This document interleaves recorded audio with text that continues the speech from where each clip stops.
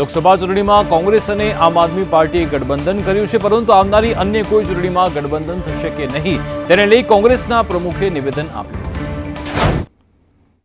લોકસભામાં કોંગ્રેસ અને આમ આદમી પાર્ટીએ ગઠબંધન કર્યું, પરંતુ પેટા ચૂંટણીમાં ગઠબંધનને લઈ મોટા સમાચાર સામે આવ્યા છે। પેટા ચૂંટણીમાં કોંગ્રેસ અને આપ ગઠબંધન નહીં કરે।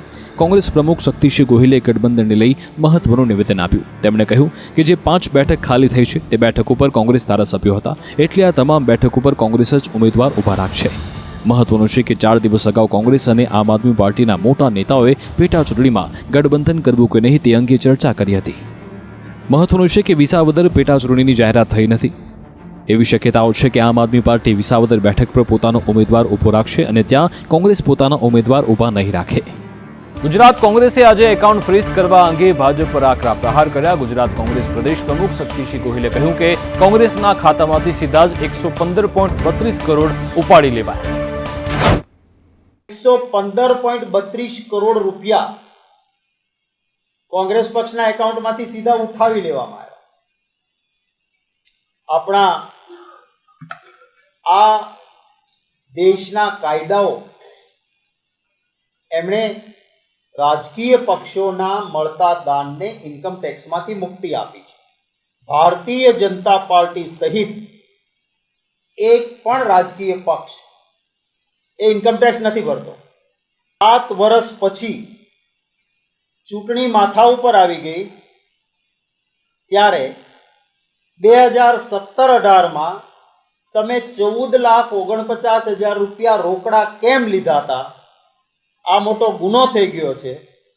એટલા માટે તમારું એકાઉન્ટ ફ્રીઝ કરીએ છીએ।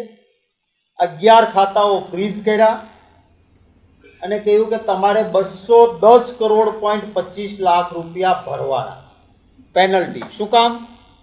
કે તમે રોકડા 14,49,000 કેમ લીધા?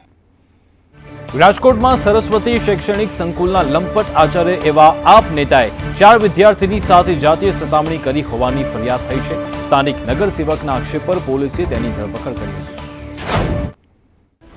રાજકોટમાં શિક્ષણ જગતને લાંછન રૂપ વધુ એક ઘટના સામે આવી છે। રાજકોટ શહેરના ભક્તિનગર પોલીસ સ્ટેશન વિસ્તારમાં આવેલી સરસ્વતી શૈક્ષણિક સંકુલના આચાર્ય રાકેશ સોરઠિયાએ પોતાની ઓફિસમાં દરવાજો બંધ કરી 1-2 નહીં પરંતુ 4 સગીર વયની વિદ્યાર્થીનીઓ સાથે શારીરિક અડપલા કર્યા હતા।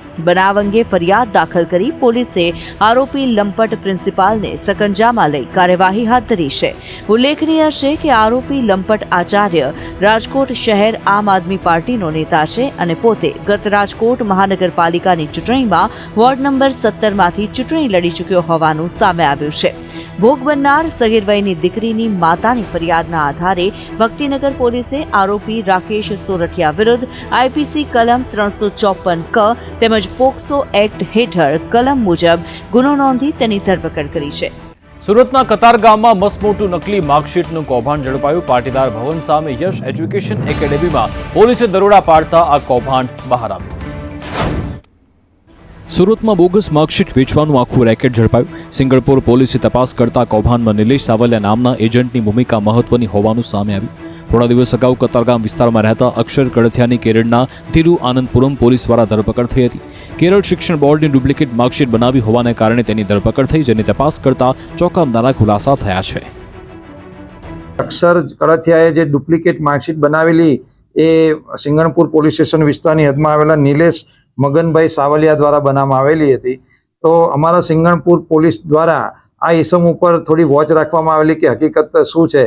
તો પોલીસને એની અંદર થોડોક પોઝિટિવ આન્સર મળેલો હતો, જેથી આ નિલેશ મગનભાઈ સાવલિયાના ત્યાં પોલીસ દ્વારા સર્ચ કરવામાં આવેલો હતો। તો સર્ચ કરતાં કુલ 137 જેટલા માર્કશીટ અન્ય પૂરા ભારત દેશની અલગ અલગ યુનિવર્સિટી તેમજ શિક્ષણ બોર્ડની માર્કશીટો એના ત્યાંથી કબજે કરવામાં આવેલી હતી।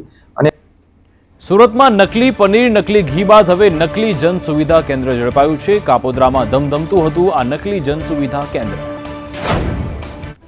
નકલી ઘી, જુદી જુદી યુનિવર્સિટીની બોગસ માર્કશીટ અને હવે સરકારી આધાર પુરાવા બનાવી આપનાર આખું જન સુવિધા કેન્દ્ર નકલી ઝડપાયું। કાપોદ્રા વિસ્તારમાં ભગવતી કન્સલ્ટન્સીના નામે ચાલતું જન સુવિધા કેન્દ્ર પર પુણાના મામલતદાર અને કાપોદ્રા પોલીસે રેડ કરી ઝડપી પાડ્યું।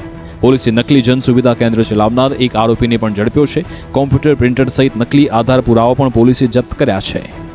કન્સલ્ટન્સીના ધારક છે નિકુંજભાઈ, એના કમ્પ્યુટર અને લેપટોપની અંદર જુદી જુદી આધાર કાર્ડ, રેશન કાર્ડ અને જેટલા પણ સરકારી પ્રમાણપત્રો છે એના ડુપ્લિકેટ બનાવવા માટેના ફર્મા કમ્પ્યુટરમાં વર્ડ ફાઇલમાં મળેલા. જે બાબતે આને પૂછપરછ કરતા પોતે કોઈ જવાબ આપી શકે નહીં. જગ્યા ઉપરથી ઢગલાબંધ આધાર કાર્ડ, ઢગલાબંધ રેશન કાર્ડ અને આવા સરકારી દસ્તાવેજો જેનો કોઈ આધાર એની પાસે હોય નહીં અને એક ડુપ્લિકેટ જનસેવા કેન્દ્ર તરીકે આખી એક શોપ ચલાવતા હોય, જનસેવા કેન્દ્રના બોર્ડ પણ મારેલા હોય, એમાં પણ કોઈ લાયસન્સ હોય નહીં. રજૂ કરી અને તારીખ 26 માર્ચ સુધીના આરોપી હાલ રિમાન્ડ હેઠળ. પીએમ મોદીને આજે ભૂટાનનું સર્વોચ્ચ નાગરિક સન્માન આપવામાં આવ્યું. વડાપ્રધાને કહ્યું કે હું તેને ભારતના 140 કરોડ લોકોને સમર્પિત કરું છું. વડાપ્રધાન મોદી 2 દિવસીય ભૂટાનની મુલાકાતે છે. આ દરમિયાન શુક્રવારે ભૂટાનના રાજા જિગ્મે વાંગચુકે વડાપ્રધાન મોદીને સર્વોચ્ચ ઓર્ડર ઓફ ડુક ગ્યાલ્પો એવોર્ડથી સન્માનિત કર્યા. મોદીએ કહ્યું કે હું આ સન્માન 140 કરોડ ભારતીયોને સમર્પિત કરું છું. કહ્યું, એક ભારતીય તરીકે મારા જીવનનો આજનો દિવસ ખૂબ મહત્વનો. વડાપ્રધાન મોદી રાજધાની થિમ્પુના તાશ્યોજોંગ પેલેસ પહોંચ્યા હતા. અહીંયા મોદીનું સ્વાગત થયું. તેઓ ભૂટાનના રાજા જિગ્મે વાંગચુકને મળ્યા. ભૂટાનના વડાપ્રધાન શેરિંગ ટોકબે પોરો એરપોર્ટ પર મોદીને ભેટી તેમનું સ્વાગત કર્યું. ટોકબે મોદીને કહ્યું કે મારા મોટા ભાઈનું સ્વાગત છે. તેમને ગાર્ડ ઓફ ઓનર પણ આપવામાં આવ્યું હતું. આ દરમિયાન ભૂટાનના યુવાનોએ પણ મોદીનું સ્વાગત કર્યું. મોદીના લખેલા ગીત પર પણ યુવાનો ગરબે રમ્યા હતા. રચે રચે મોદીજીના રાજમારે અમે રાજે મોદીજીના રાજમારે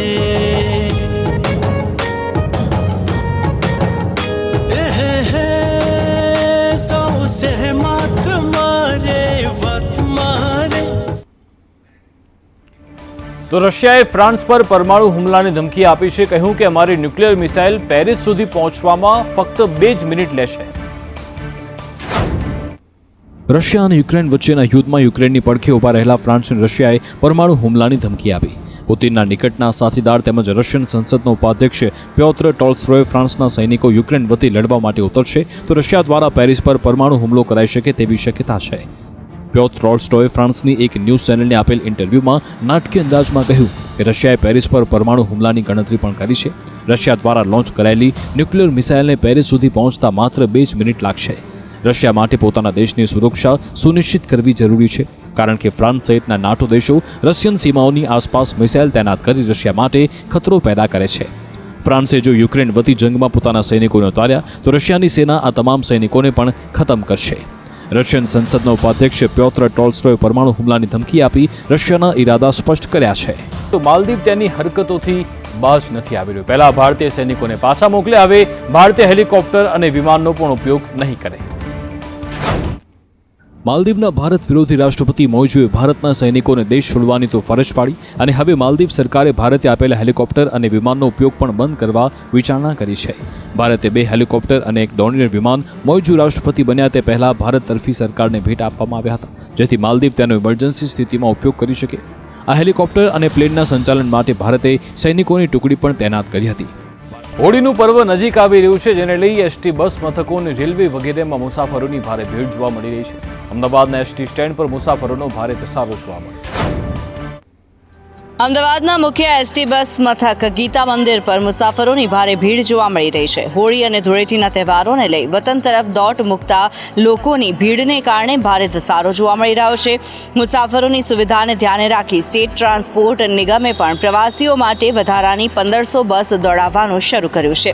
એસટી નિગમ દ્વારા પંચમહાલ માટે વધારાની 200 બસની સુવિધા શરૂ કરવામાં આવી છે. વડોદરામાં હવે સિટી બસની સવારી કરવી મોંઘી પડશે. સિટી બસના ભાડામાં વધારો કરાયો છે. સિટી બસના ભાડામાં 5 રૂપિયાના બદલે હવે 7 રૂપિયા ભાડું વસૂલવામાં આવશે. સિટી બસના ભાડામાં વધારો થતાં ગરીબ અને મધ્યમ વર્ગના મુસાફરોના ખિસ્સા પર ભાર પડશે અને દરરોજ મુસાફરી કરતા મુસાફરોનું માસિક બજેટ પણ ખુરવાશે. મધ્યમ અને ગરીબ વર્ગને સિટી બસમાં મુસાફરી કરવી હશે તો મોંઘવારીના કડવા ઘૂંટને અમૃત સમજીને ઉતારવો પડશે. તેમજ ભાડા વધારાને કારણે લોકોને અસર થશે. સિટી બસના ભાડામાં 1 એપ્રિલથી વધારાનો અમલ થશે. સાથે જ બીજા સ્ટેજથી પ્રત્યેક સ્ટેજમાં 1 રૂપિયા ભાડું વધારવામાં આવશે. આ ભાડા વધારાની જાણ સિટી બસ સંચાલક વિનાયક લોજિસ્ટિકે કોર્પોરેશનને કરી છે. મહત્વનું છે કે ચૂંટણી આવે એટલે મોંઘવારી ઘટતી હોય છે, પરંતુ વડોદરામાં સિટી બસના ભાડામાં વધારો થતાં લોકો પર વધુ એક મોંઘવારીનો માર પડ્યો છે. આઈપીએલ મેચને લઈ મેટ્રો વિભાગે મહત્વનો નિર્ણય કર્યો. અમદાવાદના મેચ રસિકો માટે મેટ્રો વિભાગે એક સ્પેશિયલ પેપર ટિકિટ બહાર પાડી. આઈપીએલ 2024માં અમદાવાદમાં રમાનારી ક્રિકેટ મેચ માટે મેટ્રો વિભાગે મહત્વનો નિર્ણય કર્યો છે. આઈપીએલ દરમિયાન મેટ્રો વિભાગ દ્વારા સ્પેશિયલ પેપર ટિકિટ બહાર પાડવામાં આવી છે. આ સ્પેશિયલ પેપર ટિકિટનો ચાર્જ ₹50 જાહેર કરવામાં આવ્યો છે. આ ટિકિટ તારીખ 24 માર્ચ, 31 માર્ચ અને 4 એપ્રિલે સવારે 8 વાગ્યાથી મળશે. આ નિર્ણયથી મેચ જોવા આવતા મેચ રસિકોને ફાયદો થશે. સ્પેશિયલ પેપર ટિકિટને કારણે લોકોને ટિકિટ લેવા માટે લાઇનમાં પણ ઊભા રહેવું નહીં પડે.